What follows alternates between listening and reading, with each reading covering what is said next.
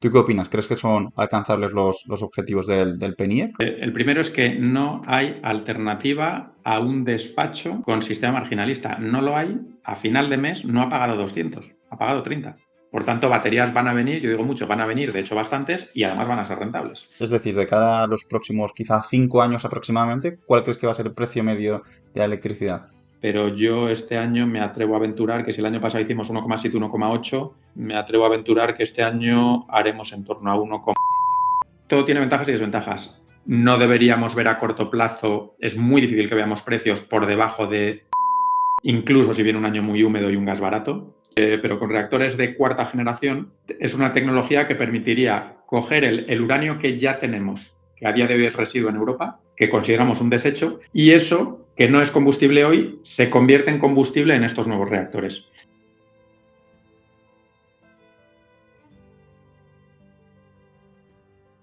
Hola, buenas tardes. Hoy tenemos el placer de contar con Javier Revuelta, senior principal en Agri Management Consulting y uno de los especialistas más destacados del sector energético. Con una experiencia enorme, Javier ha liderado proyectos de gran impacto en Iberia y en Latinoamérica, aportando su experiencia en asesoría regulatoria y de mercado. Su trayectoria también incluye un papel clave en Red Eléctrica de España, donde contribuyó al desarrollo de modelos para la operación y planificación del sistema eléctrico.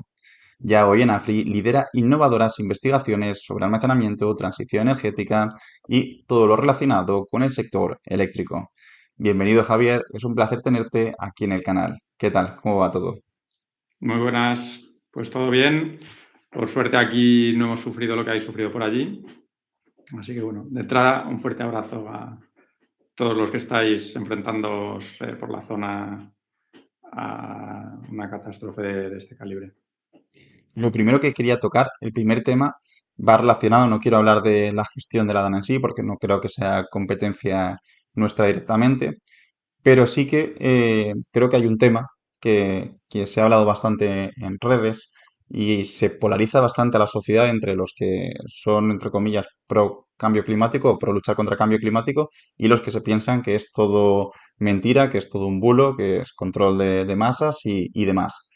En este caso, yo no sé si los efectos tan destructivos que ha tenido la DANA son a consecuencia del cambio climático o no, pero lo que sí que está claro desde mi punto de vista es que con el cambio climático, con el calentamiento global, al final la atmósfera tiene mucha más fuerza, tiene mucha más energía y eso acaba produciendo o acaba impactando en que haya más eventos como estos catastróficos. ¿Qué opinas tú sobre la influencia, sobre el impacto que puede tener el cambio climático con respecto a eventos como el que ha ocurrido justo aquí en Valencia hace un par de semanas?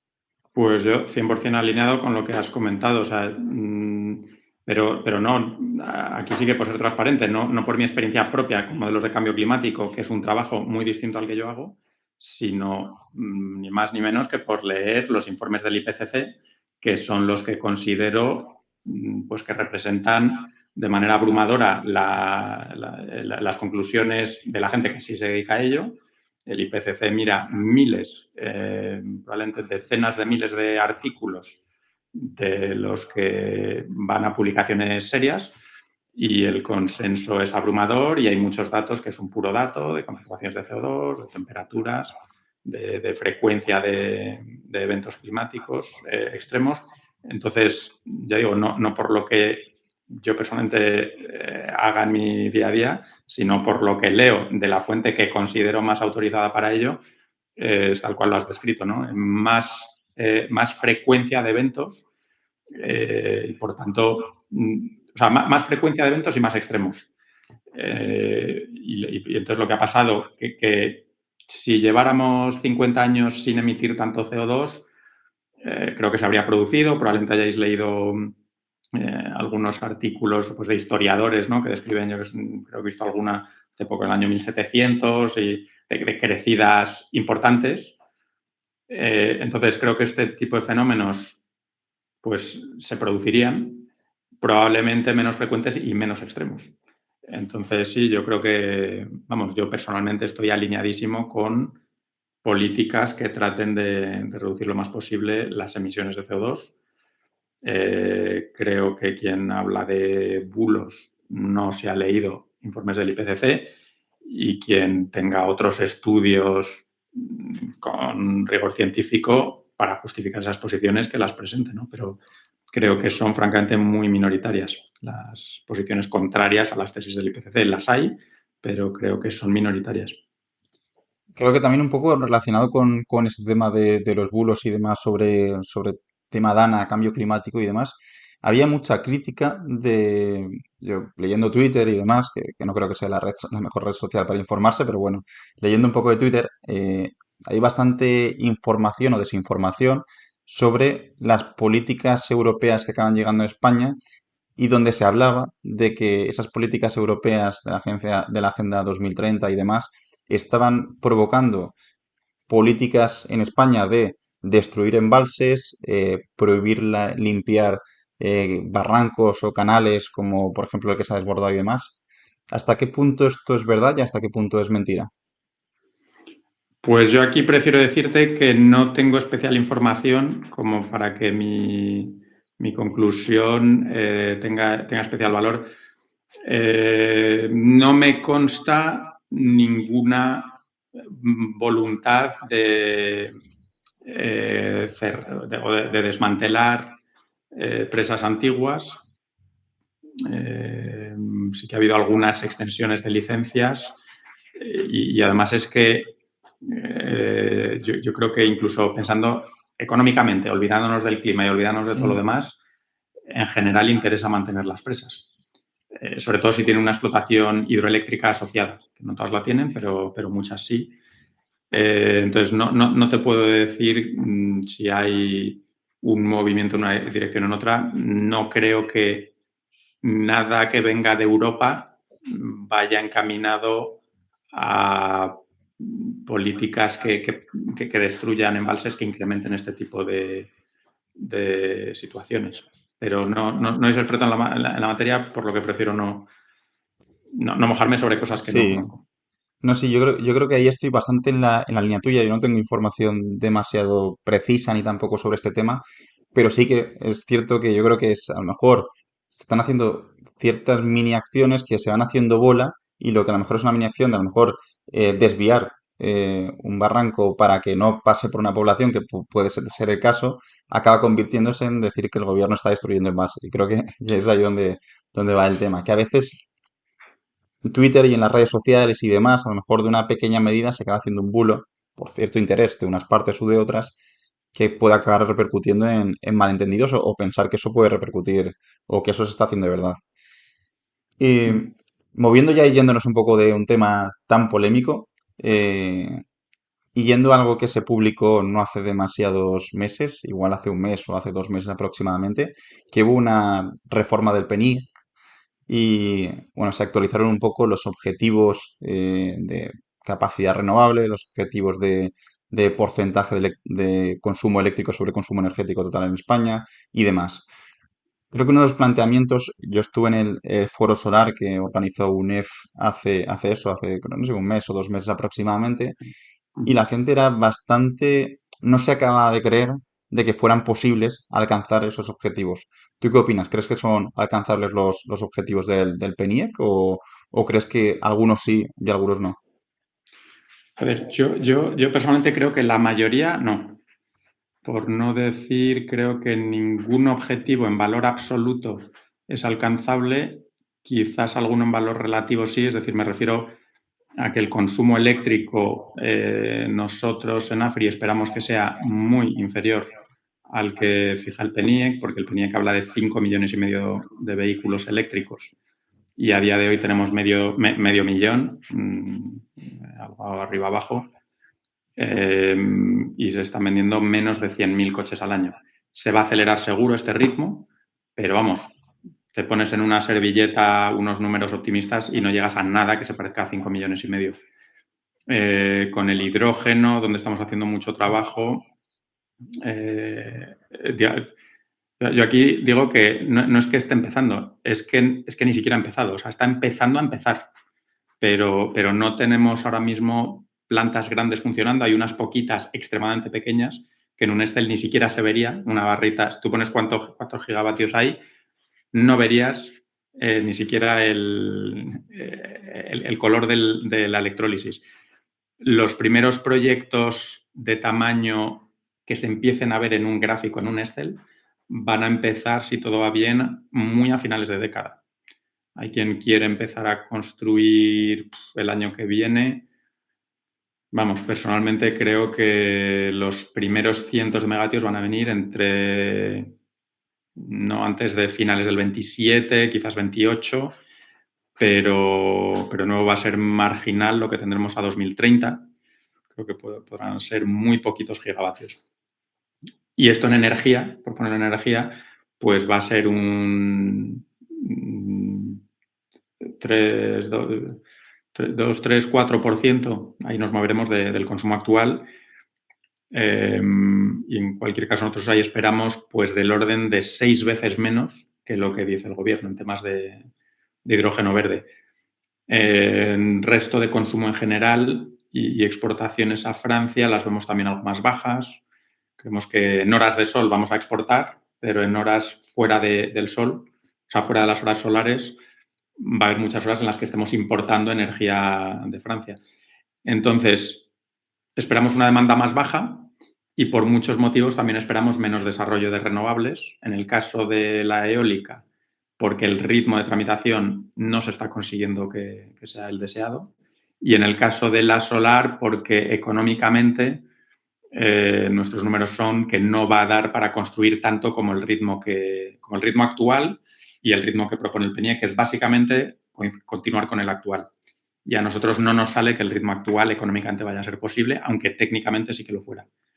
Entonces, menos demanda y menos renovables. Lo que sí podríamos quedarnos es cerca en la penetración relativa de renovables, no muy alejada de ese 80% más o menos sobre el sector eléctrico que plantea el PNIE, que entonces, digamos que el ratio final puede ser parecido con un numerador inferior y un denominador inferior.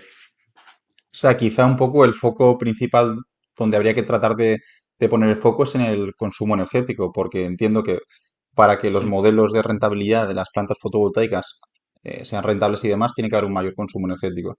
Y para que haya correcto. un mayor consumo energético, tiene que haber principalmente lo que has comentado. Primero, mayor transición a vehículo eléctrico, importante.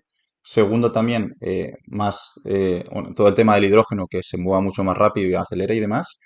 Y también quizá atraer bastante industria, ¿no? Industria de Efectivamente. altamente con consumo eléctrico elevado. Se habla mucho, efectivamente, se habla mucho de data centers, que es verdad que es un consumo que además es que es ingente. O sea, si bien alguna de las grandes tecnológicas, eh, si se instalan aquí servidores grandes de ChatGPT 5 y 6, Eh, cada vez que viene una nueva, a pesar de que dicen que es más eficiente, pero es que te multiplica por varios órdenes de magnitud los consumos de energía. Entonces, podríamos tener varios gigavatios de consumo de aquí a final de década o principios de la década que viene. Entonces, los data centers es un consumo descomunal. Si viene en las cantidades que querrían venir, y ahí el problema suele ser lo que va a ralentizar probablemente que venga tanto consumo de data centers, incluso de fábricas, porque también hay mucho consumo industrial que querría venir a España, porque en España tenemos todo, tenemos sol, tenemos viento, tenemos incluso proximidad física a los cables, a los cables de datos con Estados Unidos, con lo cual tenemos muchos puntos muy atractivos para que venga mucha industria, tanto data centers como industria más convencional. Y ahí tenemos cierto problema con el desarrollo de redes que permitan conectarse, porque el desarrollo de redes necesita una visibilidad para quien desarrolla redes que ahora mismo pues tampoco tienen, ni por la parte de a qué tasa retribución financiera me van a remunerar, acometes inversiones sin tenerlo claro, y ni siquiera tengo claro si me van a aprobar todas estas inversiones, porque son activos regulados que tú no puedes, te los tiene que aprobar el regulador. Y ahora mismo es que no tenemos ni siquiera una planificación energética de redes, la que hace Red Eléctrica, por periodos de 6 años, y la última, vamos, la que tenemos vigente ahora mismo llega hasta el año 2025. Entonces tú le preguntas a Red Eléctrica, hola, soy una fábrica o un data center, quiero conectar 500 gigavatios aquí en el año 2027, ¿puedo? Y te dice, pues es que ni sí ni no, es que ni siquiera te puedo responder porque no sé qué red voy a tener yo mismo en el año 2027. Cuando haga una propuesta y me la aprueben, te responderé. y eso va a ser pues dentro de un año y pico. Entonces tenemos barreras, digamos, derivadas de todo el proceso de planificación del sistema energético. Tenemos algunas barreras que no son muy entendibles para alguien que dice, oye, yo me quiero conectar en España, quiero conectar 200 megas, 500 megavatios. ¿Cómo? No te digo dentro de 15 años, te digo dentro de 3 y ni siquiera me podéis responder. Y hay gente que no lo entiende. ¿Cómo puede ser que no me puedas responder, aunque sea para decirme que no?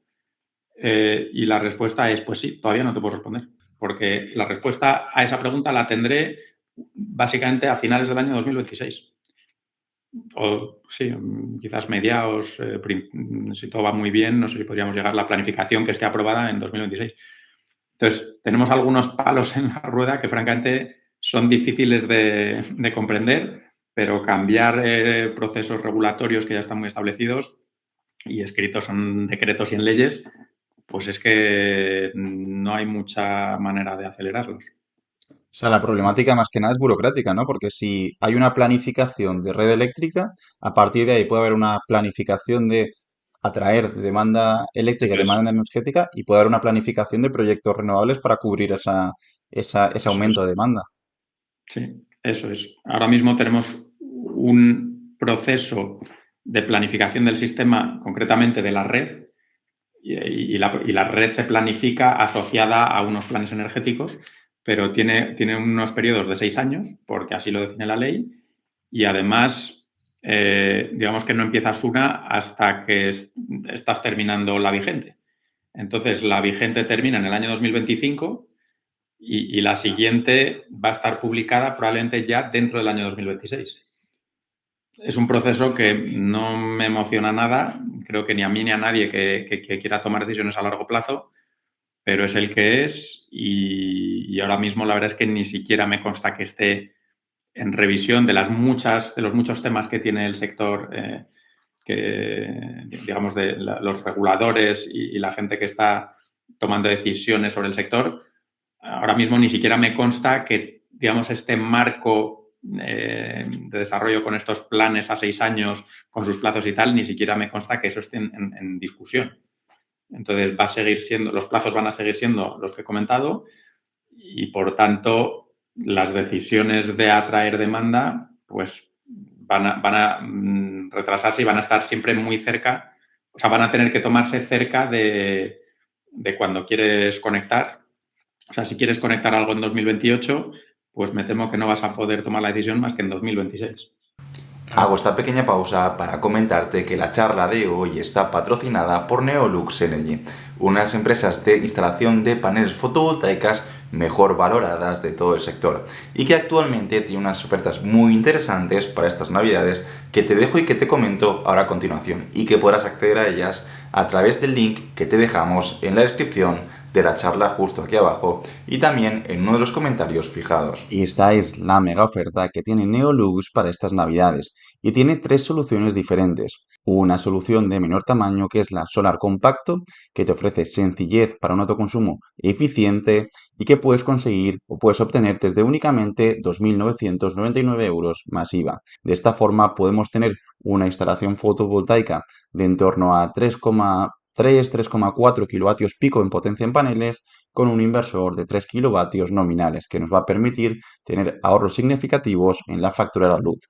Pero si quieres algo ya más premium y que también te permita disponer de almacenamiento, además también con los módulos top del mercado, podríamos irnos a esta segunda solución, que estaría por 6.999 euros y que nos incluiría 14 paneles fotovoltaicos de la marca Aico, que son los paneles solares más eficientes del mercado y que tienen una eficiencia del 23,6%, con una potencia pico de 445 vatios y además nos incluiría un inversor híbrido S-Energy de 6 kilovatios nominales. Además es inversor híbrido, con lo cual nos va a permitir incluir el módulo de almacenamiento de SL Energy de 5 kilovatios nominales de potencia y 5 kilovatios hora de almacenamiento.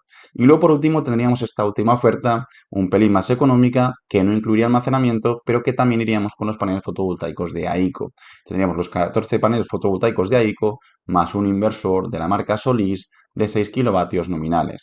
Lo dicho, si quieres acceder a esta oferta, ves directamente al link que te dejamos aquí abajo en la descripción o que te dejamos en el primer comentario fijado. Dicho todo esto, continuamos con la charla. No tiene sentido, es que es totalmente un sinsentido, porque una empresa como puede ser Amazon, como puede ser Microsoft, como puede ser OpenAI, que tienen proyectos a muy largo plazo, estaba mirando, por ejemplo, y una consulta en ChatGPT, únicamente una consulta, yo preguntarle a ChatGPT cuánto consume por cada consulta, ha consumido entre 0,2 y 1 kWh. O sea, imagínate, tú hablas de cantidad ingente de consumo energético. Es que si quisiéramos llegar a cumplir los objetivos del PNIEC, pasa por primero eliminar toda la burocracia que hay en el sistema, planificar correctamente la red eléctrica que toca y a partir de ahí atraer industrias como esta. Porque es que son industrias con un consumo, tú lo comentabas, un consumo ingente de energía. Únicamente una consulta es 1 kWh de consumo, prácticamente. Ujú. Por cierto, yendo un poco a un tema que también se habló bastante hace unas semanas, yo es un tema que no llega a informarme del todo, pero sí que hubo mucho revuelo. Yo en LinkedIn vi bastantes posts de bastante gente relevante. Y es el informe Draghi. Primero, ¿quién es Draghi y qué es el informe Draghi? Si puedes un poco ilustrarnos sobre esto. Bueno, a ver, Mario Draghi fue presidente del Banco Central Europeo y ha sido primer ministro en Italia. Y es una persona pues muy respetada, especialmente en el terreno económico y creo que muy respetado pues a nivel diplomático. Ahora mismo, la verdad es que me pillas en exactamente cuál es su rol. Lo podríamos buscar en una consulta consumiendo otro kilovatio hora. Oye, y así subimos un poco los precios capturados solares. Voy a, voy a, voy Eh, a, voy a buscarlo.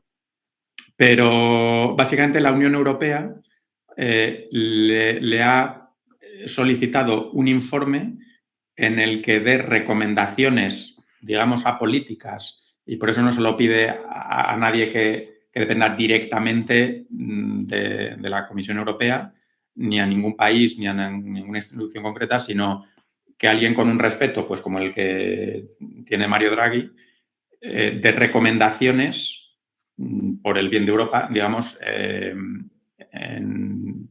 o sea, recomendaciones, digamos, relacionadas con economía o decisiones políticas que puedan ayudar pues, a la competitividad de Europa, a solucionar pues, pérdida de competitividad que podamos tener frente a Estados Unidos o China, trabas burocráticas, o sea, ¿qué podemos hacer para que Europa siga siendo un poco punta de lanza económica en el mundo, que sigamos siendo relevantes y que no nos quedemos atrás en algunas áreas? Entonces, bueno, ha hecho un informe, yo creo que ha tenido muy buena acogida, en el que viene a hablar de, bueno, toca muchos temas, trata de hablar básicamente de reducir burocracia, de reducir sobreregulación. Es verdad que en Europa tenemos, digamos, mucha regulación destinada a que haya consenso entre los 27, a que vale que queramos campeones nacionales, perdón, campeones europeos, pero no queremos, yo qué sé, una macroempresa francesa o alemana o española, da igual el país, que de repente es tan grande que tiene 40 o 50 o 60% del mercado europeo de cualquier sector. Entonces, claro, si quieres competir con los grandes chinos o americanos, necesitas empresas grandes, pero si no quieres destruir toda la competencia europea en detrimento del ciudadano europeo, pues tienes que estar ahí con ese equilibrio, ¿no? Habla, en lo que nos afecta, habla un poco de energía, dice cosas, yo creo, bueno, bastante evidentes para muchos, a lo mejor algunas cosas no tan evidentes para todos, pero vamos, más renovables, más nuclear, que yo creo que es la parte sobre la que no necesariamente hay consenso. Sigue habiendo, yo creo, bastantes países o personas que piensan que todo con solar y baterías es suficiente y que es mejor. Pero vamos, viene a decir más renovables, más nuclear, tanto extender reactores como construir nuevos. Claro, no se mete en qué sitios sí, en qué sitios no, pero por ejemplo, linkándolo con algunas de las preguntas que se hicieron en el hearing de Teresa Rivera como candidata a vicepresidenta, algún diputado, no recuerdo de qué país, no sé si era de Hungría o de Bulgaria, que son algunos de los países que claramente tienen programas nucleares para los próximos años, decían, oye, tenéis que entender que no en todas partes en Europa hay tanto sol como en España. Entonces, oye, en España nadie se mete con la propia Teresa Rivera ni nadie se mete en el mix que tienen que diseñar otros países, pero sí que hay países que dicen, oye, donde tenéis mucho sol, fenomenal, pero entenderéis que donde no tenemos, entre gas y nuclear, pues tendremos que tener de alguna manera políticas europeas que nos permitan hacer nuclear donde no tenemos sol. Y entonces, bueno, Mario Draghi, sin entrar en mucho detalle, porque son poquitas frases las que hacían referencia a energía, pero sí que dice más renovables, más nuclear, tanto extender como nueva construcción y lo más posible desacople de los precios del gas.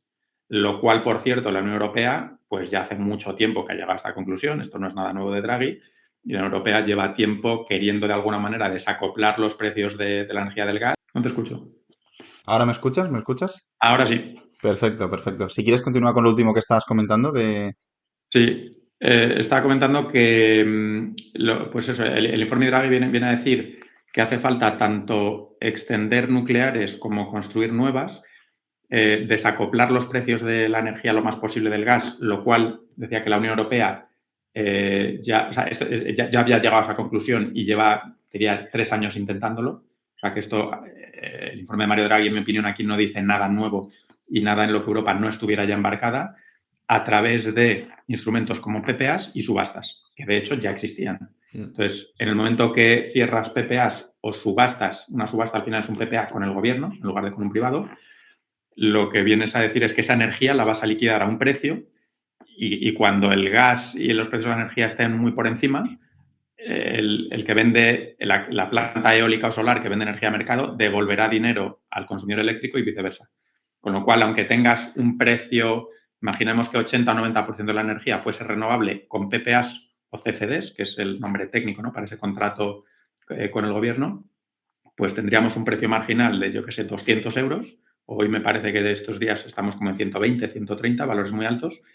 Pero luego 80 o 90% de la energía devolvería dinero al sistema, de forma que, digamos, en el coste neto de la energía para el consumidor final, pues podríamos tener un precio ponderado de 40 o 50 o 60 euros, que son un poco los niveles en los que se movería una mezcla de eólica y solar en España.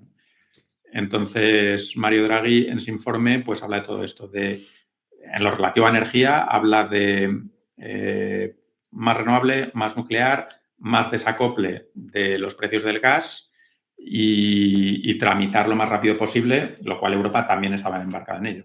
Es decir, hay que sí ser respetuoso y estricto con las declaraciones de impacto ambiental. No nos pongamos a hacer molinos o paneles en zonas, por ejemplo, en un parque natural, no destruyamos un bosque, cosas evidentes, ¿no? No hagamos cosas perjudiciales para el planeta por tramitar sin un mínimo rigor, pero tratemos de que esa tramitación dure, no sé, 3 meses y no 2 años.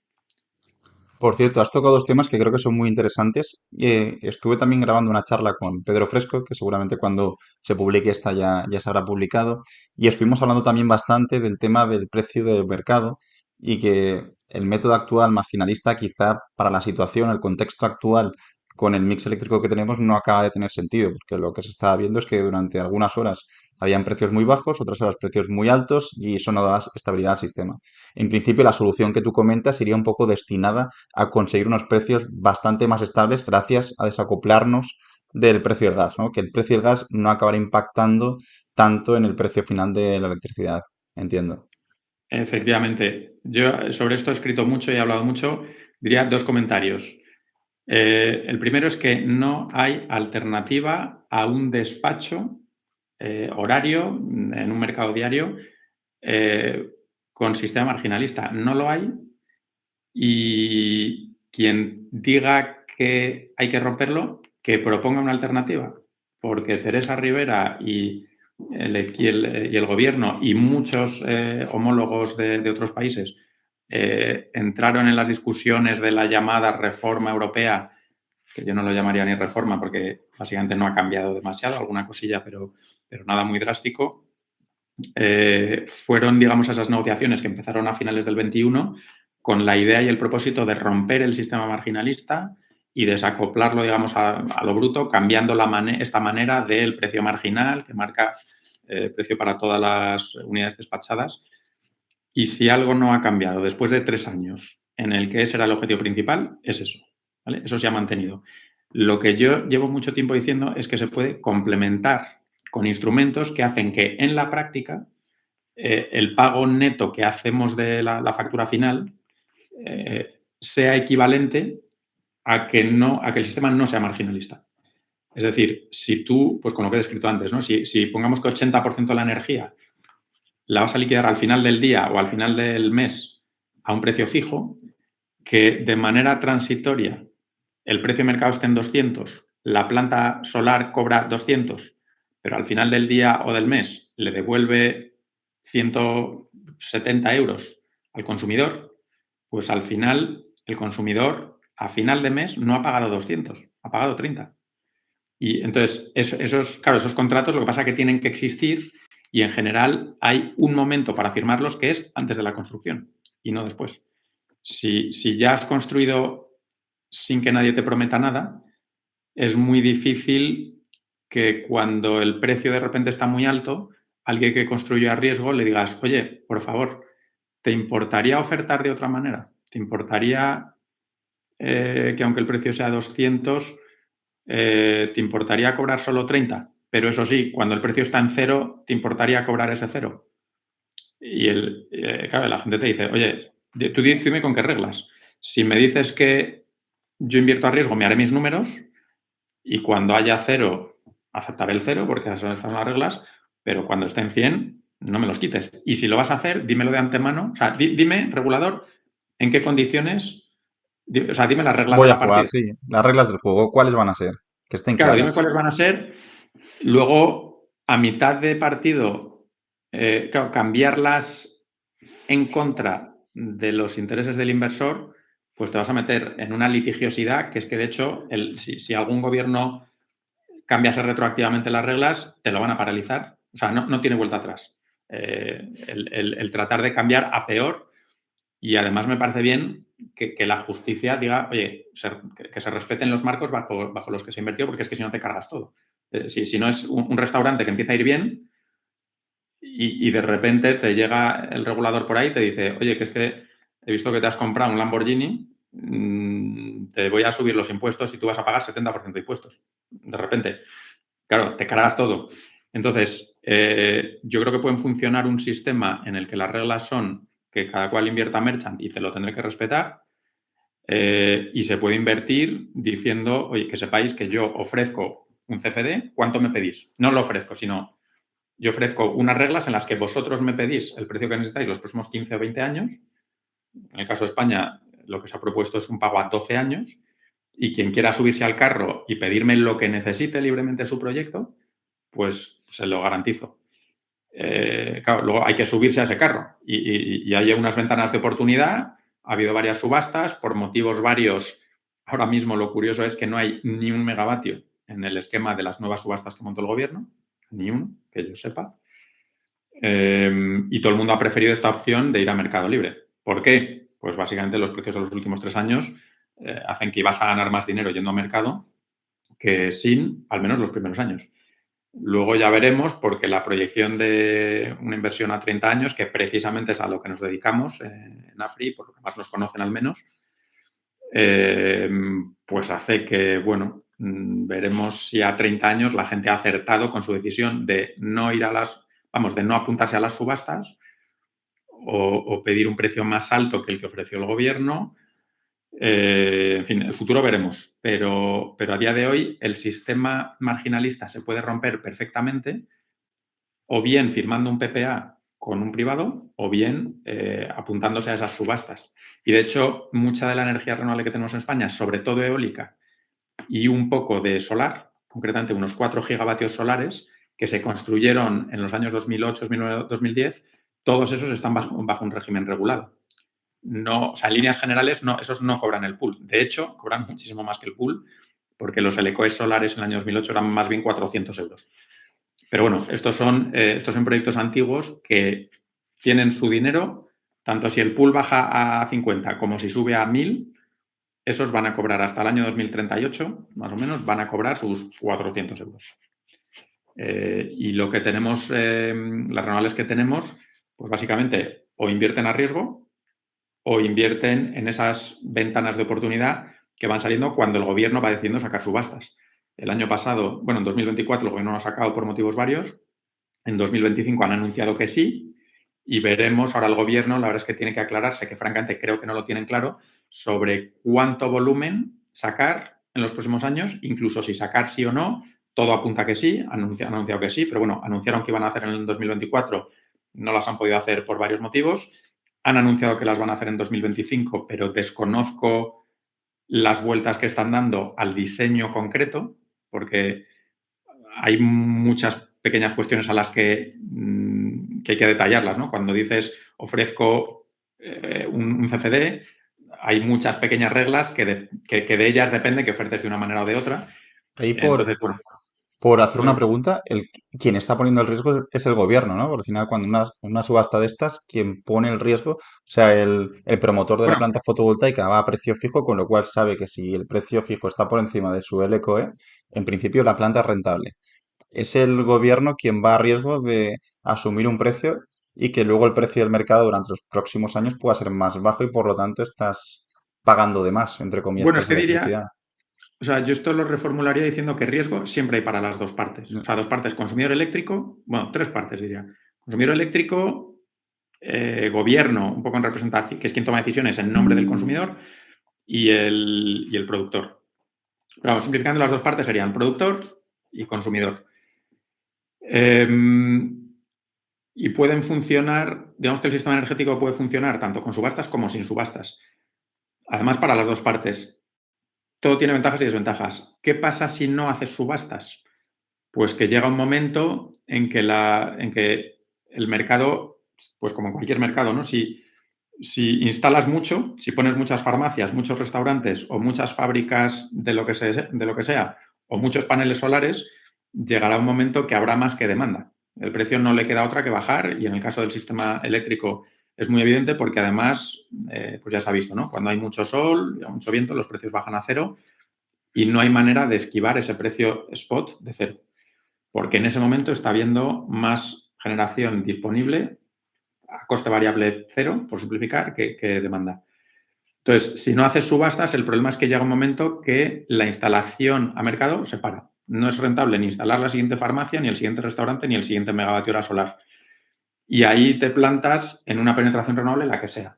Yo estimo que probablemente en España nos plantaríamos, pues básicamente no muy lejos de donde estamos ahora, porque de hecho este año vamos a cerrar con un precio muy próximo a 40 euros por megavatio hora solar, que a día de hoy es suficiente para ese precio. Claro, si se mantuviese los 30 años próximos, te digo yo que todos los inversores solares daban palmas con las orejas porque es un precio que viabiliza sobradamente nuevas construcciones.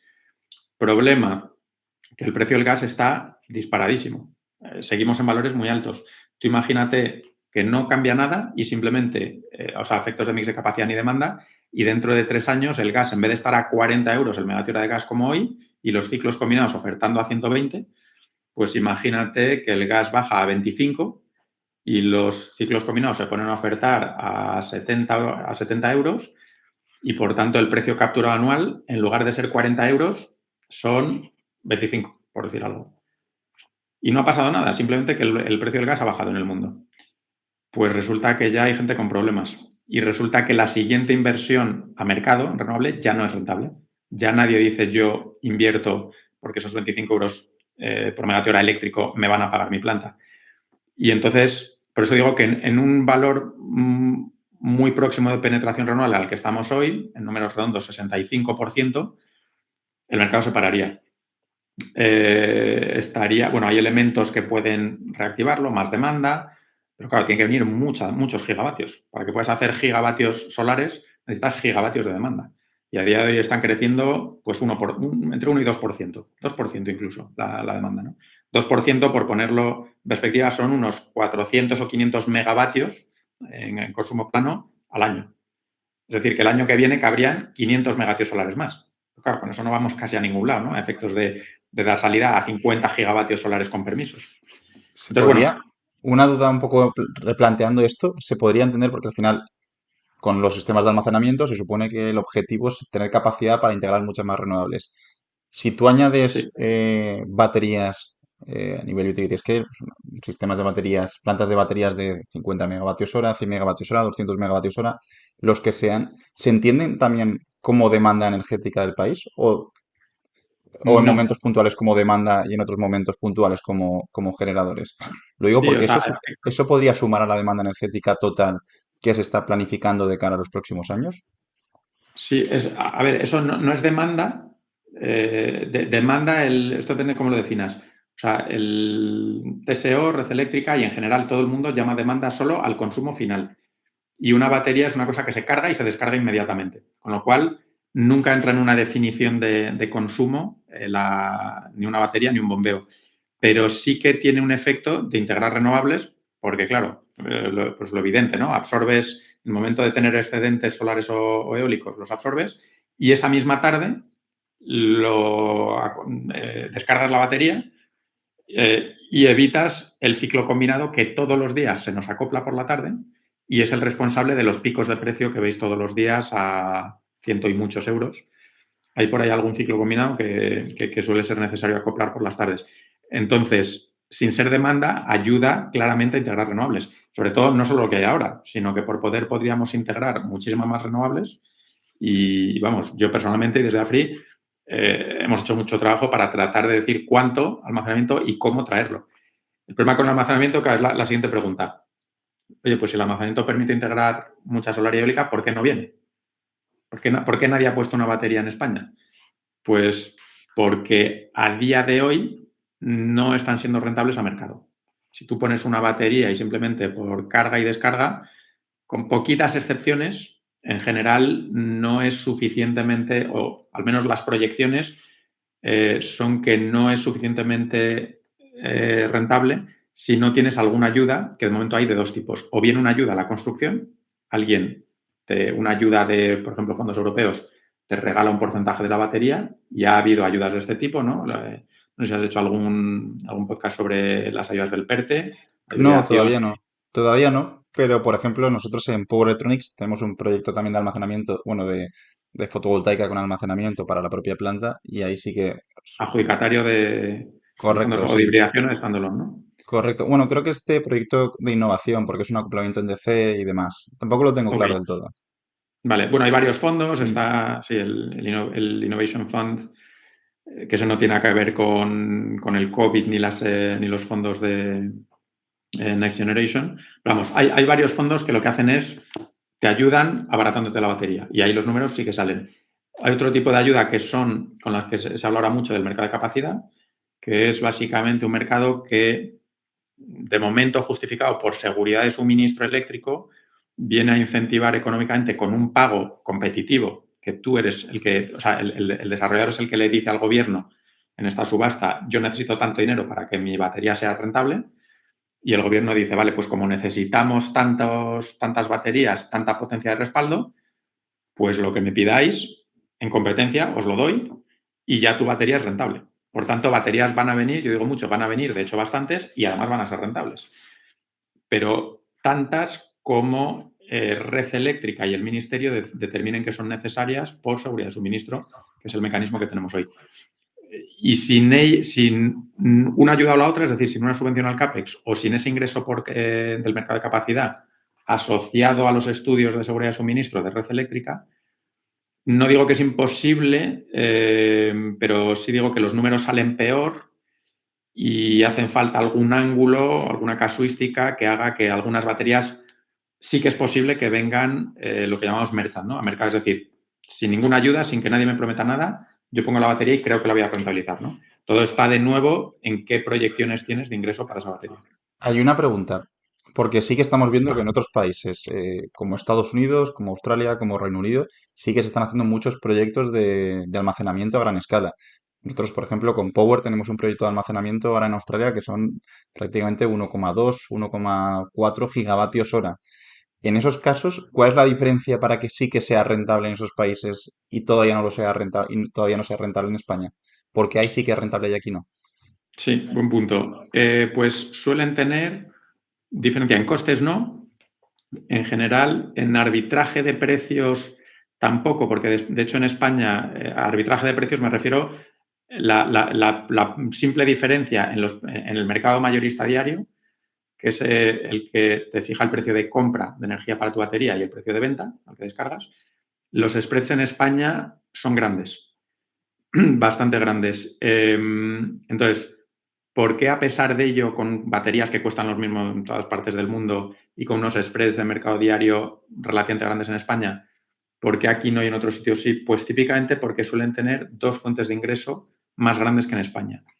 Una es, por ejemplo, en UK han tenido un pago de los que llamamos los servicios de ajuste del operador del sistema o el mercado de servicios complementarios, distintos nombres para lo mismo, básicamente los mercados con los que Red Eléctrica tira de generación de último minuto para arreglar cuestiones técnicas, para evitar sobrecargas en redes, para controlar tensión en determinados nodos de la red, o simplemente para cubrir una demanda que sube más de lo previsto o un productor eólico que produce menos de lo previsto y te enteras, digamos, 1 hora o 2 horas antes de tiempo real. Entonces, toda esta energía que gestiona el TSO y que compra, digamos, último minuto, tiene distinto valor en distintos países. Y concretamente en Inglaterra, que es una isla eléctrica, de hecho es una isla literalmente, pero eléctrica también, tiene algunas conexiones con Europa, pero en corriente continua, lo cual no ayuda especialmente bien a controlar la frecuencia de la red. Entonces tiene un pago de un servicio de reserva muy superior a lo que tenemos en España. En España, al final, aunque somos también una isla prácticamente eléctrica, tenemos poca capacidad comercial con el resto de Europa, pero sí que tenemos varios cables que a efectos de mantener la frecuencia en España aportan muchísimo. Y básicamente estamos agarrados a través de esas líneas en corriente alterna, estamos agarrados a un sistema eléctrico que es 10 veces más grande que el de España. Entonces, tenemos una frecuencia muy estable y no tenemos unas necesidades ni en cantidad ni en precio de pagar a mucha generación y pagarle además mucho dinero para que mantengan esa frecuencia del sistema eléctrico que en España es muy estable. Y luego lo que tienen otros países del mundo es un segundo tipo de ingreso que no tenemos en España todavía, que es precisamente ese mercado de capacidad. ¿Por qué en otros países se está remunerando capacidad y en España no? Pues porque en España, y esto hay que remontarse al año 2008, digamos que hasta el año 2008, cuando el consumo eléctrico en España crecía al 3, 4, 5%, se construyeron muchos ciclos combinados con una perspectiva de que la demanda seguiría creciendo al 3, 4, 5% durante años y la crisis financiera mundial en España tuvo el efecto de bajar mucho el consumo. De hecho, hoy, casi 20 años después, 16 años después, estamos en nivel de hace 16 años, incluso estamos en niveles de 2006, 2007. Entonces, básicamente construimos mucho ciclo combinado y ahora mismo no tenemos unidades de potencia de respaldo.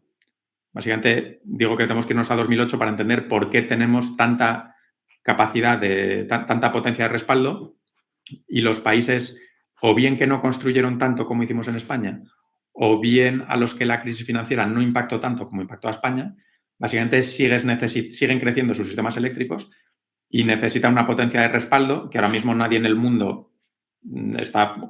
el mundo está poniendo carbón. Algunos sí que se está poniendo bastante gas, pero muchos precisamente a la hora de necesitar potencia de respaldo ya están las condiciones económicas en las baterías como para que si tengo que construir algo nuevo, pongo una batería. Entonces, digamos que renovables más batería, sí, en muchos casos sí que es más rentable, más barato que construir una central nueva de gas o de carbón, pero renovable más batería no es más barato, de hecho es un tanto más caro que extender un ciclo combinado que ya está construido.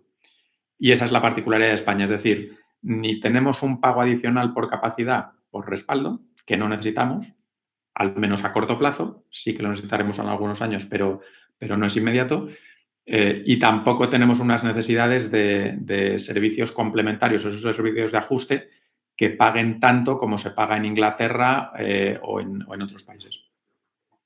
Al final todo va muy ligado con lo que hablábamos al principio.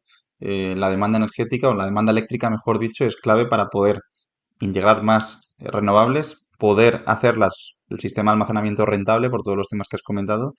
Y sí que es cierto que Sí. un poco Uy, te he cuanta perdido más un poco. renovable normalmente hay en un país, también Te he suele ser perdido. más inestable la red. ¿Me escuchas? Ahora sí. Vale, digo que también es cierto que normalmente cuanta más renovable hay en un país, más inestable suele ser. Cuando empiezas a sustituir generadores síncronos por generadores estáticos, como puede ser, por ejemplo, un inversor fotovoltaico, suele dar inestabilidad a la red eléctrica. Aquí, por suerte, comentabas que como estamos interconectados con toda Europa, que es una red muy fuerte, pues no tenemos esa problemática. Si el ritmo de renovables siguiera aumentando y demás, tanto en España como en Europa, y toda la red europea fuera más débil, entiendo que ahí sí que podría empezar a ser más necesario esos sistemas de almacenamiento para poder dar estabilidad a la red, ¿no? A ver, sí, lo que pasa que sucede lo siguiente, que es, o sea, la toma de decisiones no funciona tan como has dicho, sino que más bien esos servicios ahora mismo, hay unos mercados para tener la frecuencia adecuada, la tensión adecuada, la carga por las líneas adecuadas y son servicios que ya están remunerados. Ya. Entonces, ahora mismo, como funcionan las cosas, es más bien, si yo pongo una batería, participando en estos mercados con los ingresos que correspondan en competencia con los demás, ¿la rentabilizo? ¿Sí o no? Y si no la rentabilizo, pues básicamente no invierto en esa batería. Y claro, porque los que ya están, es decir, ciclos combinados, hidráulica, bombeos, nucleares, ya están prestando esos servicios a un precio que resulta ser eventualmente insuficiente para instalar esas baterías.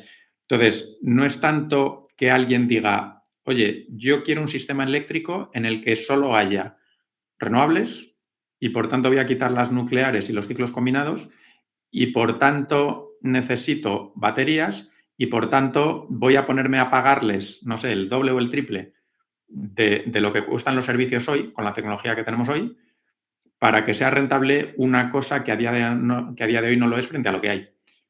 Es decir, ahora mismo lo que sucedería si se sigue instalando renovables, si se sigue instalando solar y llega un momento en que la estabilidad del sistema eléctrico, la frecuencia del control de tensión estuviera en riesgo, no se va a operar el sistema en esa situación y lo que se va a decir es, oye, mañana, aunque tenemos 40 gigavatios de sol, como tengo que tener acoplados pues un ciclo combinado aquí, otro allá y otro allá, y además el dinero que me piden es el que sea, esto es en competencia, pero tendré que acoplar, yo qué sé, 5 gigavatios de potencia térmica o hidráulica o lo que haya, y no podré dar cabida a 5 gigavatios renovables. Entonces, digamos que la toma de decisión no es tanto a ver qué necesitamos y voy a ver cuánto les pago, sino hay un mercado, los que seáis rentables, meteros, y los que no, pues no. Podría ser un Entonces, poco, la solución a esto quizás sería un mercado un poco más tipo el americano, ¿no? Que es un poco la utility o el TSO quien es el promotor casi de estos sistemas de almacenamiento porque los necesita para su propia red. claro, es que Esa, también hay que pensar en el punto de partida. O sea, si tú diseñas un sistema eléctrico desde cero hoy, probablemente metes muchas baterías. Probablemente. Habría que hacer la cuenta, ¿no? Partimos de cero, no tenemos nucleares, no tenemos de nada, y digamos en 3 o 4 años vamos a suponer que tenemos todo el dinero para construir algo casi desde cero, pues sería una cuenta interesante que yo no he hecho, sería una cuenta teórica de todas formas, pero casi seguro que meterías muchas baterías, porque entre construir a día de hoy un ciclo combinado desde cero o solar más baterías, hay que hacer varias cuentas, pero seguro que en muchos casos las baterías, o sea, renovables más baterías serían interesantes.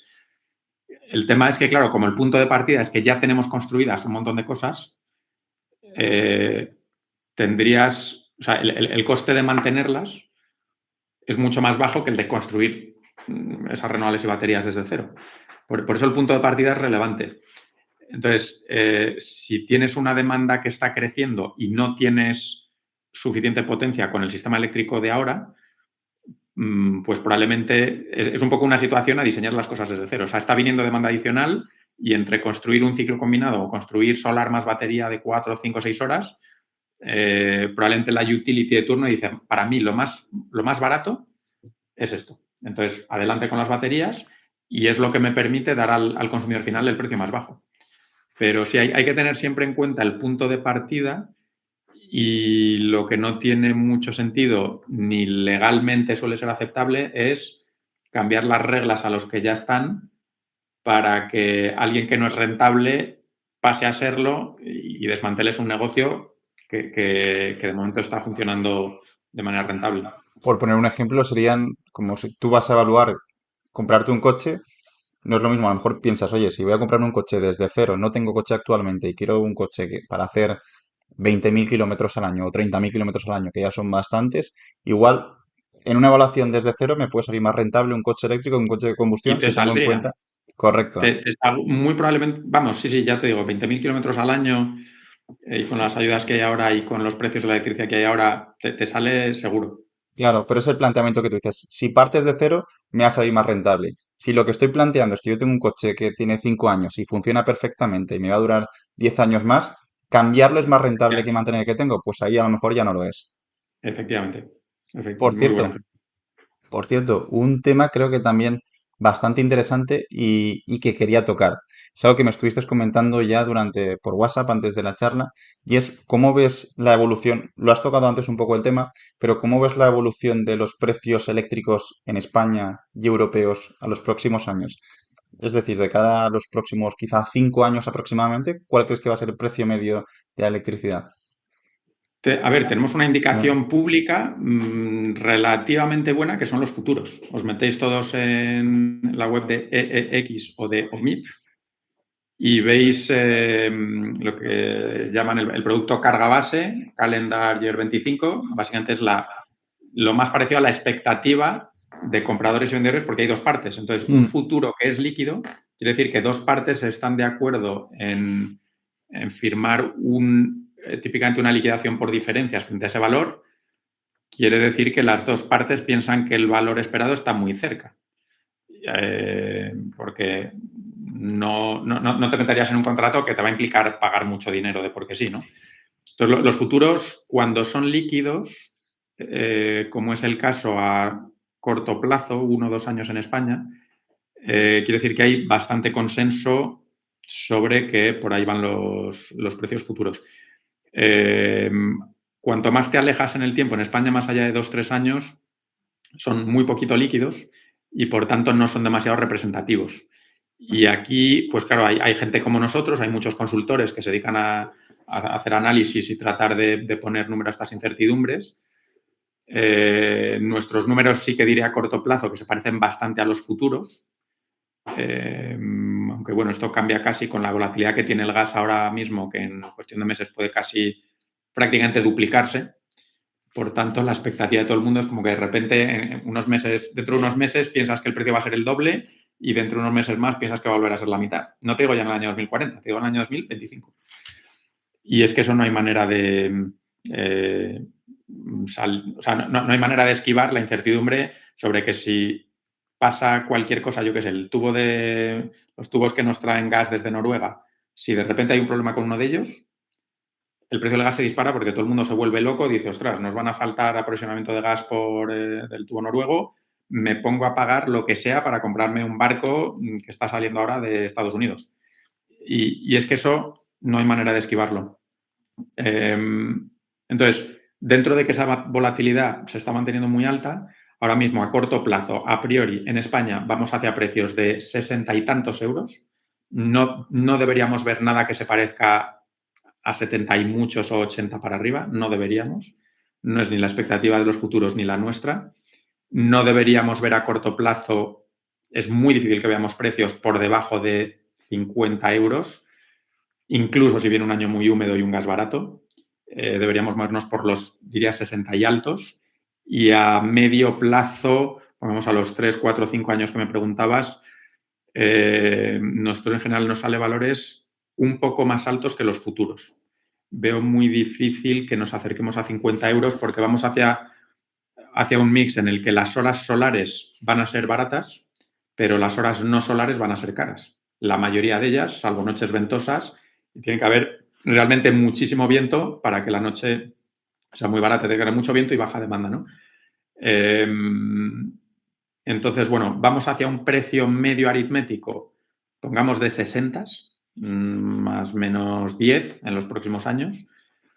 Y eso sí, lo que hay que entender es que ese no es el precio que ve todo el mundo, sino que vamos a un precio muy cambiante a lo largo del día y en los meses del año, con una primavera barata y un otoño caro, con unas horas centrales del día baratas y unas horas fuera de las horas centrales, pues más caras, sobre todo un pico fuerte a las 8 de la mañana y otro pico fuerte a las 8 de la noche. Porque ahí digamos que es cuando la demanda sube, todavía no hay sol o el sol ya se ha puesto, no a las 8 de la mañana, a las 8 de la tarde, y entonces ahí siempre el respaldo va a ser ciclos combinados, que encima arrancar un ciclo combinado para muy pocas horas es muy caro, con lo cual vamos a un precio que va a ser muy característico en España. Noche cara, mañana carísima, mediodía barato, tarde carísima y noche de vuelta cara sin más, salvo que haga de mucho viento. O sea, O sea que, eso de los periodos punta, valle, llano y demás, eso va a cambiar completamente. O sea, por completo, bueno, ya ha cambiado. ya. Yo según nacieron esos periodos horarios, casi que al día siguiente dije, esto ya ha nacido mal.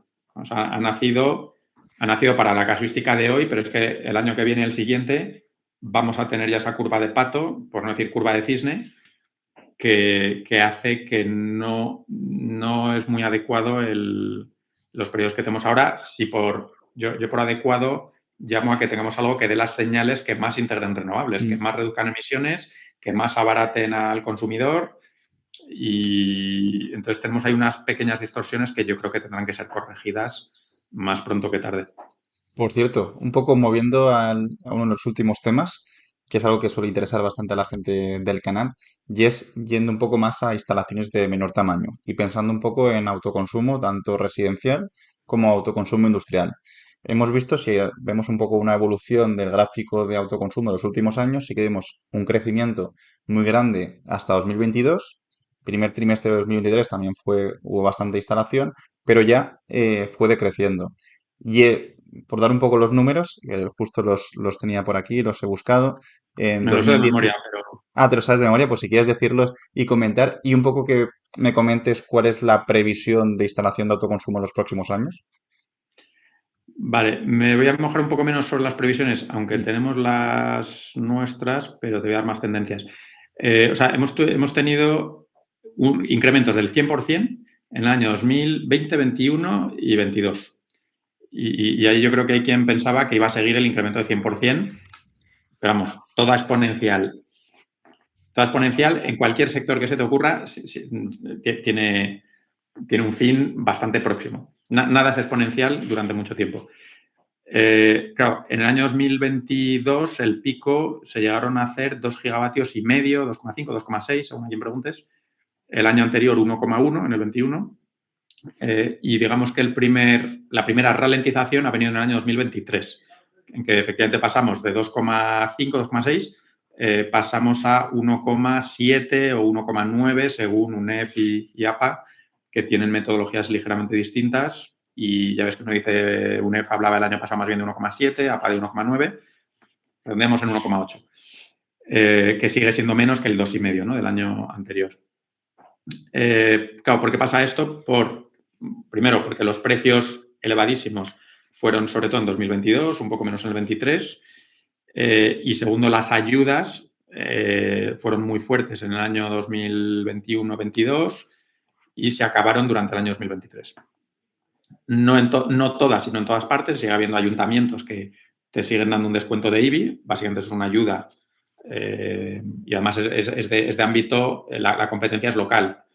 O sea, que si al ayuntamiento de turno decide no ingresar el IBI y darte un descuento de lo que sea durante los años que sea, lo decide, si no me equivoco, el ayuntamiento, ni siquiera la comunidad autónoma. Entonces sigue habiendo ayudas, pero mucho menos fuertes y sobre todo el almacenamiento, ahora mismo, si no me equivoco, no hay. Es decir, si quieres poner una batería de unos pocos miles de euros para poner un sistema de autoconsumo grande y tener una independencia del 70-80% de la red, antes te daban una ayuda y ahora ya no te la dan. Lo cual ha frenado bastante, o sea, ha frenado todo, tanto las ayudas como la señal de precio que ahora te hace ahorrar menos con el autoconsumo. Entonces, claro, ¿qué va a pasar a futuro? Pues aquí ya, según a quien preguntes, yo creo, y de hecho tengo algún post por ahí también en el que explicaba que yo creo que hay que entender los ciclos. Ahora mismo lo que hay bastante consenso es que los precios en horas de sol van a seguir bajando. Veremos si el gobierno toca esos periodos, esos tramos horarios de los peajes y cargos que te ahorras con el autoconsumo y que en parte son elevados de 10 de la mañana a 2 de la tarde.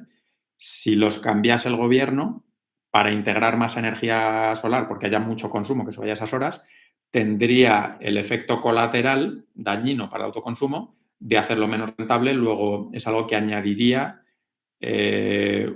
un menor incentivo al autoconsumo si el que se pone el autoconsumo, su driver es económico. Segundo punto que yo he mencionado mucho sobre el autoconsumo, es decir, una tendencia a corto plazo, yo la veo bajista. Y además es lo que está siendo. Este año ya veremos cifras públicas, pero yo este año me atrevo a aventurar que si el año pasado hicimos 1,7, 1,8, me atrevo a aventurar que este año haremos en torno a 1,3. Yo sí que un Más poco o menos. con las empresas que está hablando este año, me han comentado que ha sido un primer semestre bastante bajo y sí que un segundo semestre o casi un cuarto trimestre del año un poco más fuerte. Sí, claro, en línea pues con los precios, ¿no? Mm, Precios baratísimos en ya, Q1, tal cual. Q2. Y aquí el tema es que el autoconsumo tiene muy poquita inercia. Es decir, que si la señal de precio bajase, digamos que se corre la voz relativamente rápido y el freno es rápido. Y viceversa, si de repente los precios se disparan, pues oye, descuelgo el teléfono, me ha subido la factura del mes pasado un montón, veo que los futuros están otra vez en 100 y pico, y entonces rápidamente pido autoconsumo y se relanza, ¿no? Y efectivamente en junio sube el consumo eléctrico, esto es además algo estructural, sube el consumo eléctrico por aire acondicionado, baja muchísimo el viento, baja mucho la producción hidráulica, bajan las lluvias y por tanto el precio de repente sube, ¿no? Es tal cual lo que ha pasado y sí que es un efecto, digamos, una tendencia estructural relacionada con el viento, el sol y el consumo que en líneas generales seguirá. Claro, ¿qué pasa? Que es que seguimos instalando muchísima solar al año. No solo autoconsumo, sino muchísima planta, digamos, de utility scale, o sea, mucha planta de gran escala.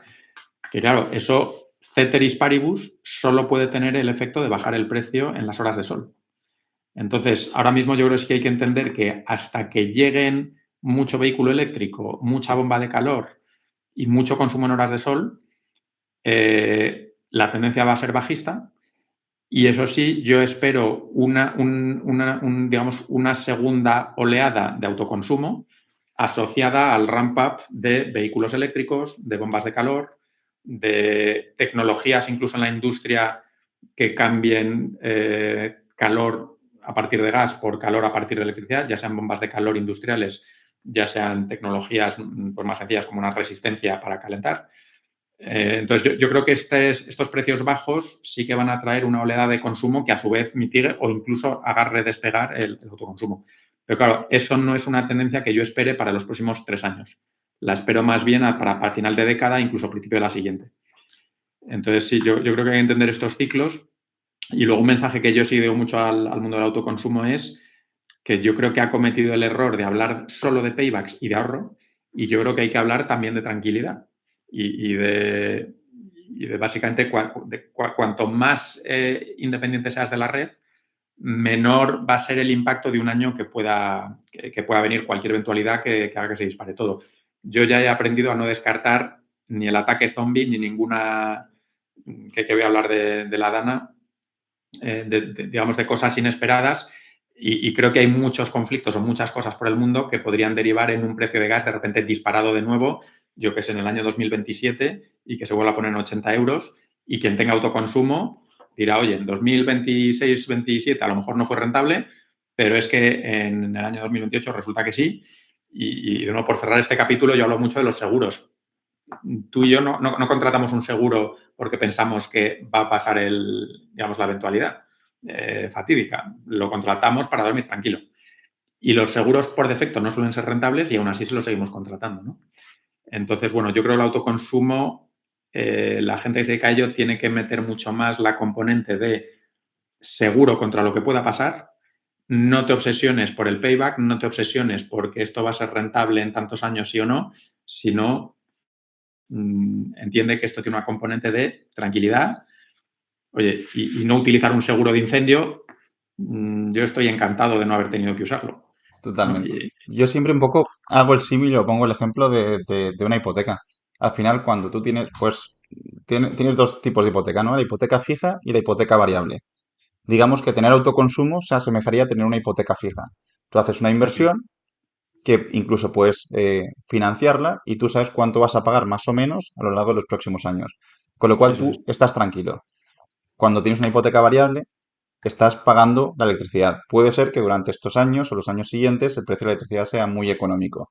Pero luego a lo mejor, dentro de lo que tú comentas, dentro de 4 años pasas de pagar 60 euros en la factura a pagar 150 porque de repente ha habido una guerra en X sitios y eso ha afectado al precio del gas.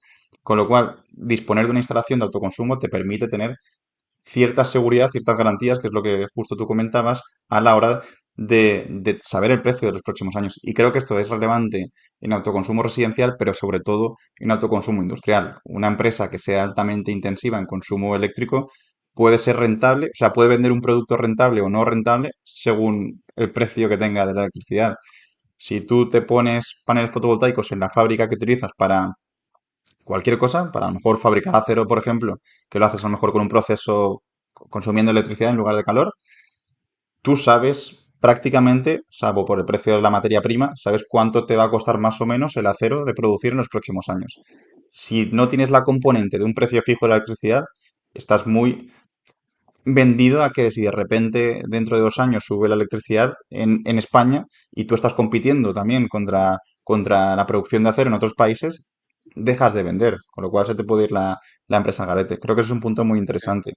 Luego, por tocar el último tema, Javier, tema nuclear y demás, lo hemos tocado así un poco una pincelada durante el inicio de la charla y tengo aquí un post que comentaste tú hace poco, hace creo que 2 semanas aproximadamente, o hace menos incluso, y es a raíz de unas respuestas de, bueno, la ministra de Ciencia, Innovación y Universidades, Diana Morant, hizo una serie de comentarios y tú luego los matizaste o diste tu perspectiva. Voy a comentarlos para dar contexto a la gente y si quieres me das un poco la explicación que comentaste en ese post para que todo el mundo la tenga presente. Diana Morant comentó, bueno, son 3 comentarios que tú indicaste en tu post. El Yo primer los leí en prensa, ¿eh? Doy por hecho que los ha hecho porque lo dijo la prensa. No Vale, sé, vamos, creo que se puede dar por hecho que la prensa, digo yo, eh, esperemos. habrá transcrito sus palabras y yo comenté la transcripción de medios que creo que es adecuada. Vale, pues con la matización esa voy a comentarlas. La primera es, la energía nuclear no es rentable y el futuro pasa por las energías renovables, que convertirán a España en un país rico y exportador de energía. La segunda es, lo que es barato hoy es caro para mañana, pues el uso de la energía nuclear genera unos residuos que costarán que durante años las siguientes generaciones estén pagando por una energía del pasado. Y la tercera es, la energía nuclear no es soberana, ya que parte del uranio depende de otros países como Rusia o Kazajistán. Si me puedes dar tu visión sobre esto. Sí, la primera era básicamente que no es rentable. Pues mira, he publicado precisamente ayer antes de ayer, vamos, ha publicado FEDEA, un artículo un poco largo, 18, 19 páginas, escrito por mí, en las que precisamente doy más contexto a esto. Yo, un número, sin entrar en el euro arriba, euro abajo, Básicamente, los costes de extender centrales nucleares o los costes que sufriría una central nuclear más allá del actual periodo que tienen, pues con cierres que están ahora mismo acordados entre 2027 y 2035. Y bueno, doy algunos órdenes de magnitud en este artículo, pero yo los situaría por debajo de 60 euros una vez que te has quitado la dotación al desmantelamiento y al tratamiento de combustible gastado, que tiene que ver con el siguiente punto que ahora tocamos.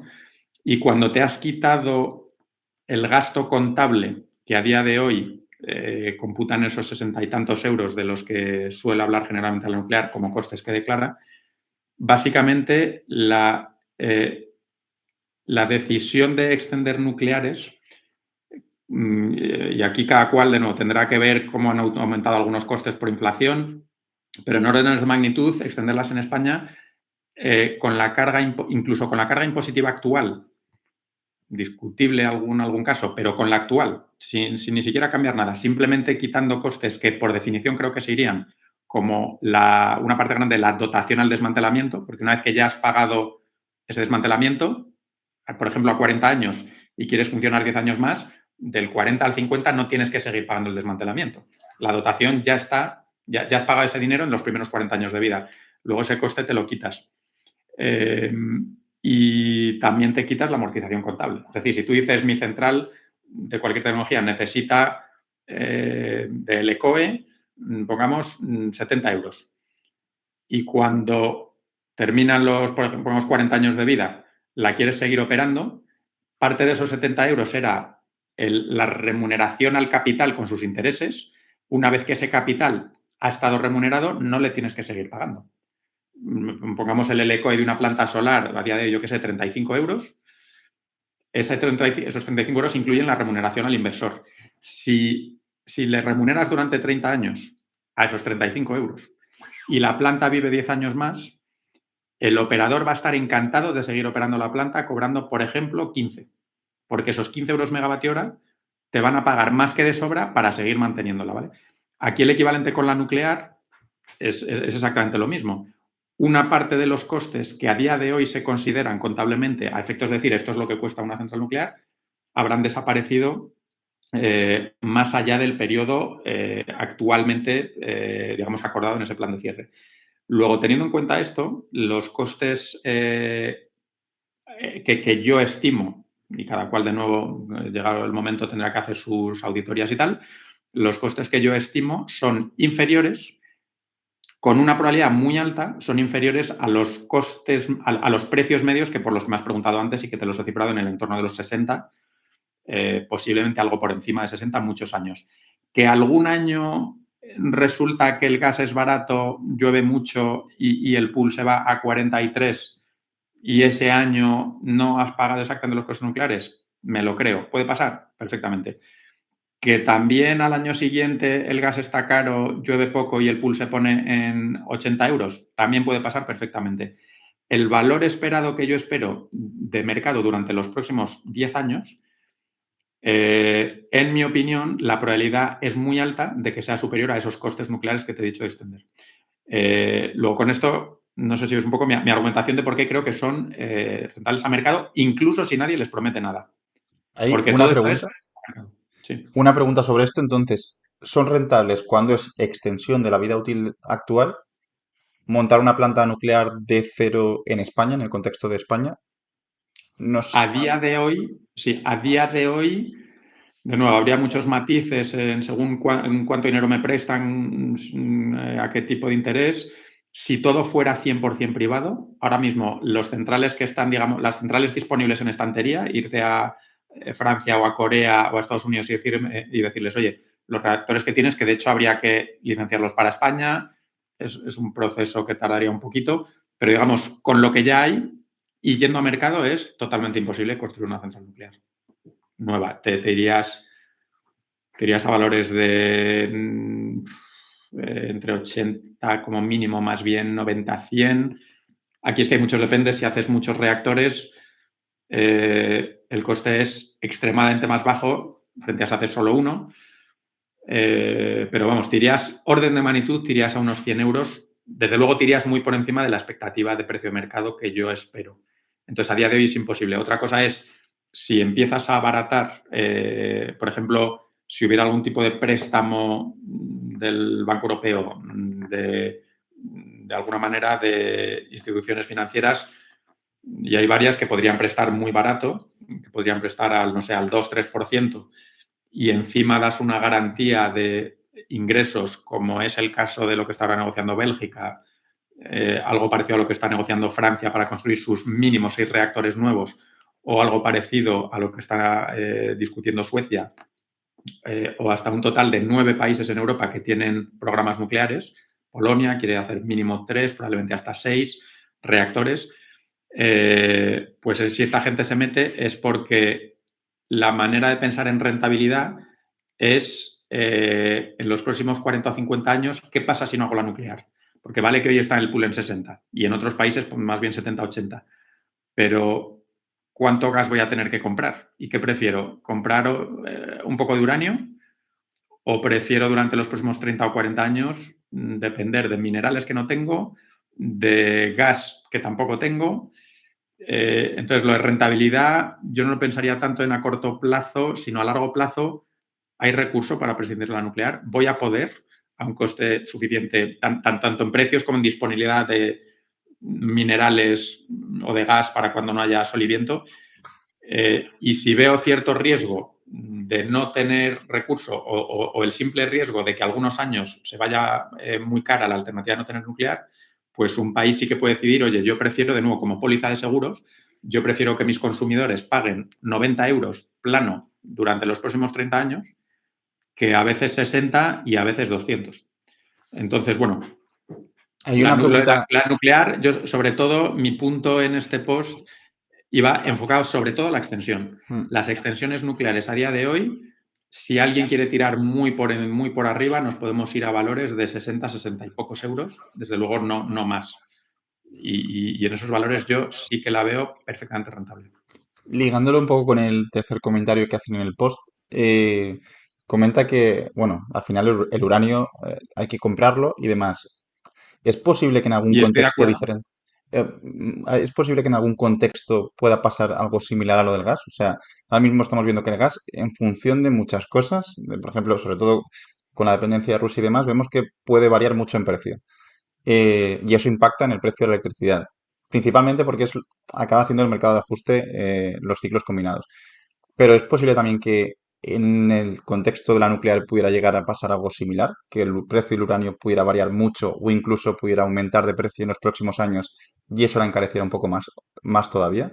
O... Sí, sí, a ver, y estoy de acuerdo con una parte de la frase de la ministra, de que ahora mismo efectivamente hay, de hecho, para ser más precisos, no es tanto el uranio el que está muy mayoritariamente en Rusia, sino el enriquecimiento de uranio, donde Rosatom tiene una capacidad muy, muy grande.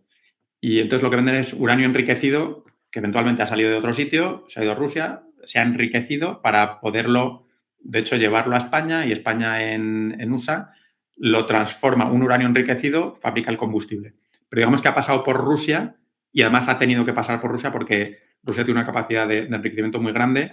También hay en Estados Unidos, también hay concretamente en Francia y en Holanda, en empresas, digamos, de Centro Europa. Pero efectivamente hace falta Rusia. Ahí lo que yo creo que es muy matizable es decir, vale, no nos gusta una dependencia de Rusia, ni a mí, ni creo que ahora que a nadie. Idealmente nos saldríamos de todo lo que sea dar dinero a Rusia, y en general es bueno ser, creo, independiente desde un punto de vista de que si las relaciones geopolíticas van mal, pues no es bueno estar pillados por ahí, ¿no?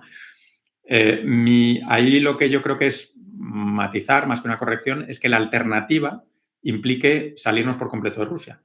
Entonces, lo que hay que comparar es si mantenemos las nucleares y una parte de ese combustible nos viene de Rusia, sí, tenemos esa dependencia y son volúmenes muy pequeños, en términos relativos, son volúmenes muy pequeños los que traemos de uranio enriquecido de Rusia.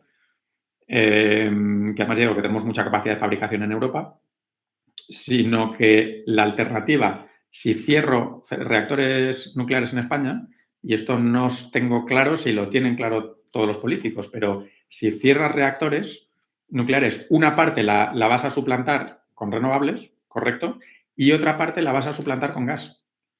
Y entonces nos salimos de una dependencia para meternos en otra, que concretamente son muchos más volumen de gas, porque, por ponerlo, para que veas un poco órdenes de magnitud, un gramo de uranio produce o sea, fisionar un gramo de uranio produce tanta energía como quemar, en orden de magnitud, 1 tonelada de hidrocarburos, 1 o 2 toneladas de petróleo, gas o carbón. Es decir, tiene en peso, tiene una energía equivalente a 1 millón de veces más el hidrocarburo. O sea, la energía que tiene, la energía química de un hidrocarburo. Entonces, cambiar un gramo de uranio por 1 millón de gramos de gas, incluso si quieres la mitad, una parte vienen renovables y otra parte es gas, es donde no me resulta insuficiente decir salgámonos del uranio y de la nuclear para romper esa dependencia y ya somos independientes. No. Estamos cambiando una dependencia por otra, que de hecho en términos de volumen y de dinero es muy desfavorable si nos salimos del uranio. Luego, un último apunte que también lo destaco bastante, creo, en el artículo, es que con reactores del futuro, que por ser muy transparente a día de hoy no existen, pero reactores de cuarta generación que ahora mismo no están en estantería y no te las puedes ir a comprar, pero con reactores de cuarta generación, básicamente es una tecnología que permitiría coger el uranio que ya tenemos, que a día de hoy es residuo en Europa, tanto en Francia como en España, tenemos mucho uranio 238, uranio no físil en los reactores, que consideramos un desecho, pero en estos reactores del futuro, que no son, como la fusión, no son para dentro de mucho, sino más bien para dentro de poquitas décadas. De hecho, ya ha habido reactores de este tipo experimentales funcionando. Con estos reactores podríamos tomar el residuo que tenemos, ese sí, que lo tenemos en estantería, tanto en España como en Francia, como todos los países que tienen energía nuclear, y eso, que no es combustible hoy, se convierte en combustible en estos nuevos reactores. Es decir, de nuevo, esto es dentro de, pongamos, 2, 3 décadas, si todo va bien, pero a lo que veo es que la tecnología nuclear permitiría no necesitar, no ya uranio ruso, sino ni siquiera sacar uranio nuevo de la Tierra. Lo tenemos ya sacado. Y es verdad, insisto en que hay que construir reactores que hoy no existen y que están por diseñar, ¿no? Pero digamos que es un complemento, creo, relevante si pensamos en la escala de las décadas, porque un reactor nuclear vas a tardar en 10, 15, 20 años en diseñarlo y construirlo. Podría ser mucho menos, pero bueno, a día de hoy las experiencias recientes son más bien 15 años que 10, y luego va a vivir mínimo 40 años, posiblemente 60. Es decir, si estamos tomando decisiones de aquí hasta nuestros nietos, es decir, las próximas 4, 5, 6 décadas, la cuarta generación nuclear a mí me parece que es algo a considerar a la hora de tomar decisiones. Por Y eso cierto, matiza mucho. una última pregunta, y casi más desde la curiosidad. Eh, Hemos hablado de nuclear, hemos hablado de fotovoltaica, hemos tocado también transversalmente la eólica, hemos hablado de los ciclos combinados, las centrales térmicas que ya cada vez son menos habituales. ¿Hay alguna tecnología adicional diferente a las que quizá ya más o menos están implantadas en la mayoría de países que pueda llegar a suponer una revolución en los próximos años, los próximos quizá 10, 15, 20 años? Fuera, por ejemplo, de la fusión nuclear, que podría serlo, pero tú comentabas ya que es dentro de muchísimos años. ¿Hay 2030. alguna tecnología que se esté investigando, alguna forma nueva de generar energía que además sea renovable, que sea limpia y demás, que pueda A ver, suponer un cambio de paradigma? O... bueno, depende si nos ceñimos solo al sector eléctrico o yo digo mucho que teniendo en cuenta que la electricidad a día de hoy es la cuarta parte más o menos de toda la energía que consumimos, hay tecnologías prometedoras digamos, para suplir el gas y el petróleo que están fuera del sector eléctrico hoy. Por dar algunas tecnologías que ya existen y otras de las que se empieza a hablar, a ver, la geotermia Existen algunos países, en Islandia, en Costa Rica, Estados Unidos, California, por ejemplo, que es un país similar a España, en cuanto a tamaño eléctrico, se parece muchísimo el sistema californiano al español y de cabeza deben tener 3 o 4 gigavatios de geotermia. La geotermia, o sea, hay muchísimo calor en el centro de la Tierra, de hecho no ya en el centro, no hace falta irse al centro de la Tierra, tipo Julio Verne, sino que en muchos sitios a decenas o centenares de metros hay energía suficiente, de hecho creo que no soy experto, creo muy relacionada con el calor de la radioactividad, o sea, no es solo calor residual, sino que se genera por radioactividad por ahí, por debajo de la corteza terrestre. El caso es que hay muchísima energía, habría para milenios. Claro, yo ahí sí que no soy experto en realmente qué zonas del planeta y de España podrían acceder a geotermia. Desde luego los helicoes yo creo que estaríamos en valores relativamente altos, pero no generaríamos más residuos, al menos no radioactivos y no CO2. Entonces creo que la geotermia tiene un potencial, ya ves que es del orden de gigavatios en California y es del orden de muchos gigavatios también pues por ejemplo en Islandia. Creo que es una a explorar. Una que a mí me intriga mucho y desconozco su potencial es el hidrógeno blanco, que misteriosamente es un hidrógeno al que al parecer pinchas y sale, ¿vale? Igual que sale gas, de repente, porque el hidrógeno hasta ahora, el hidrógeno se fabrica, ya sea rompiendo el CH4, que es el hidrocarburo, y ese es el que llamamos hidrógeno gris, se rompe de hecho por un proceso físico llamado el reformado de metano, steam methane reforming, ya sea rompiendo el H2O, perdón, con electricidad, que es el que llamamos hidrógeno verde, siempre que la electricidad sea verde. Pero hay que fabricarlo. Pues resulta que desde hace muy poquitos años, de repente hay quien ha dicho, anda, resulta que hemos pinchado aquí, hemos hecho un análisis de qué gases había por aquí y resulta que hay hidrógeno que está ahí, ya está fabricado. De hecho, mejor todavía, ni siquiera solo que esté ahí, como, digamos, como reserva y una vez que lo saque ya se acabó, sino que parece que incluso se está generando bajo tierra con algún proceso que francamente desconozco. Se empieza a hablar de ello, yo la verdad es que lo he mirado poco porque soy bastante escéptico de que misteriosamente tengamos ahí bajo tierra un combustible maravilloso que solo produce vapor de agua al quemarlo y que de repente nunca nos hubiéramos dado cuenta hasta hace unos 3 años, que es cuando se ha empezado a hablar del hidrógeno blanco. Pero vamos, sí que, bueno, es a explorar. Lo que puedo decir ahora, siendo nada parecido a experto en la materia, de hecho diría que no sé prácticamente nada sobre el hidrógeno blanco, pero parece que sí que en algunos sitios efectivamente lo hay, parece que son cantidades más bien relativamente pequeñas que podrían durar unos pocos años, pero bueno, si se genera, si realmente se está generando, hay que entender a qué ritmo se genera y por qué proceso químico misterioso.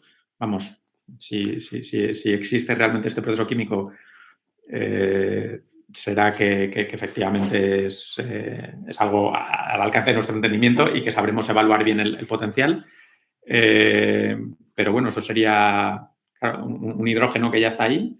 Habrá que ver los costes de extraerlo, que tampoco van a ser nada es gratuito, todo va a necesitar metal y todo va a necesitar CAPEX. Pero bueno, hidrógeno blanco creo que es a explorar. Luego, bueno, la offshore realmente no sé si considero una tecnología nueva. Ya, de hecho, ya existe. Lo que es una tecnología nueva es la variante flotante, que le queda mucho para abaratar costes y ser algo parecido a rentable en España. Es decir, el offshore, olvidémonos en España, sin incentivos no muy alejados, por no decir superiores a día de hoy a lo que necesita una central nuclear de nueva construcción. Tiene la ventaja de que no genera residuos radioactivos, con lo cual es una ventaja evidente, pero son también costes elevados. Entonces, bueno, la offshore yo le pondría un punto de interrogación. Me encantaría ver offshore en España. Tiene que bajar mucho los costes, sería buena señal que venga, pero a día de hoy está lejos en cuanto a costes, salvo que realmente queramos pagar mucho más de lo que cuesta la onshore. Y bueno, yo creo que está bien seguir, sigue habiendo proyectos de I+D pues, con otras tecnologías del mar, ya sea por las mareas, si hay proyectos por ahí piloto, y digamos que son tecnologías que funcionan pero que son caras, ya sea aprovechando las mareas, agua que sube o baja y mueves una turbina al pasar, ya sea tecnologías por el movimiento vertical, la ola, pues tienes un dispositivo que por la oscilación vertical también genera electricidad. He llegado a escuchar, y de hecho he hablado con gente que desarrolla esto y hablan de el ecoes futurible, si se hicieran muchos y si pasara tal y cual, podríamos estar en el ecoes hablan de 60, 70 euros, incluso menos. Hay una tecnología interesante que de hecho se ha puesto una planta en servicio hace poco en España, estos días, ayer o incluso hoy, una planta que combina termosolar, que ya tenemos en España, con fotovoltaica, es decir, un panel que hace dos cosas, a la vez refleja el sol para calentar aceite o alguna sal fundida y producir con la tecnología termosolar, imagino que la conoces, tenemos Sí. 2 gigas aquí en España, pero con un panel que a la vez es un panel fotovoltaico, es decir, que produce por efecto fotovoltaico electricidad en el propio panel y a la vez refleja longitudes de onda que permiten calentar ese aceite o esa sal y por tanto es a la vez una planta fotovoltaica y termosolar. Y eso Con justo lo cual, por puntualizar, recuerdo hace un año, 2 años, nos llegó, desde mi parte un poco de Power Electronics, nos llegó una consulta de un cliente nuestro que trabaja en Australia para un proyecto que iban a desarrollar con esta tecnología. Y estuve echándole un vistazo porque nos pasaron la ficha técnica del módulo y demás. Y justo trabajaba como tú comentabas, parte de la longitud de onda la utilizaba para generar electricidad y otra parte para reflejarla. Pero sí que es cierto que recuerdo que la tecnología, o al menos yo cuando le eché un ojo, no era demasiado eficiente. O sea, al menos la transformación fotovoltaica no era muy eficiente y la reflexión y tal tampoco era tanto, porque al final no acaba de... Pero bueno, era interesante. Y sobre por ejemplo, la maremotriz y la ondimotriz que comentabas, yo creo que ahí es lo que más o menos tú hablas de fotovoltaica y está todo muy estandarizado. Hablas de eólica y está bastante estandarizado. Ves, aerogeneradores son todos iguales y cada vez son más grandes. Pero más o menos es la misma tecnología. hay Paneles pequeñas solares, innovaciones, ahora hablan claro, de aerogeneradores de 2 palas. sí. Pero más o menos dices, hay una tecnología clara. Cuando hablas de maremotriz y de ondimotriz, yo a veces subo pequeños vídeos ilustrativos al canal de Instagram porque van surgiendo proyectos de investigación, pero es que casi cada proyecto no se parece en nada con el de al lado. Y a lo mejor hay como 10 15 tecnologías o 20 tecnologías diferentes y no hay ninguna que llegue a estandarizarse lo suficiente como para decir, hemos encontrado una solución que puede ser rentable a corto o largo plazo. Vamos a tratar de trabajarla y desarrollarla más para conseguir el ECOES más bajos. Uh-huh. Pues Javier, yo creo que la charla está genial. Hemos tocado muchos temas. Llevamos aquí ya 1 hora y media hablando. La publicaremos seguramente desde que esto está grabado. Para los que estáis viendo la charla, estamos grabando esto en noviembre para que veáis el contexto de las noticias. Seguramente lo publiquemos en aproximadamente unas 3 4 semanas. Y ha sido un placer hablar contigo, como siempre.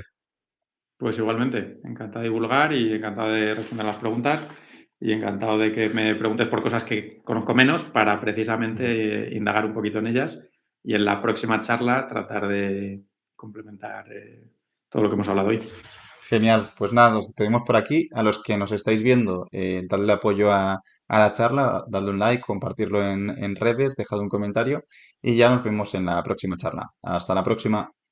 Hasta luego. Muchas gracias por quedarte hasta el final de la charla con Javier Revuelta. También quiero agradecerle especialmente a él por haber tenido esta hora y media de conversación donde ha desvelado los puntos más importantes del sector energético de cara a los próximos años. Y también quiero agradecer a los patrocinadores de este vídeo. Neolux Energy, que es una empresa de instalaciones fotovoltaicas que se centra en autoconsumo doméstico, pero también hace instalaciones de autoconsumo industrial y de las cuales hemos comentado que tiene unas ofertas muy interesantes que si quieres acceder a ellas puedes ir directamente al link de la descripción. También queremos agradecer a Sanyox y por último agradecer a Academia de Energía Fotovoltaica, de Energía Solar, que somos nosotros mismos, que estamos también patrocinando esta charla y que tenemos formaciones muy interesantes que te dejamos aquí abajo en la descripción. Sin más dilación, si te ha gustado el podcast, dale un buen like, déjanos tu opinión abajo en los comentarios y nos vemos en la próxima charla. Hasta la próxima.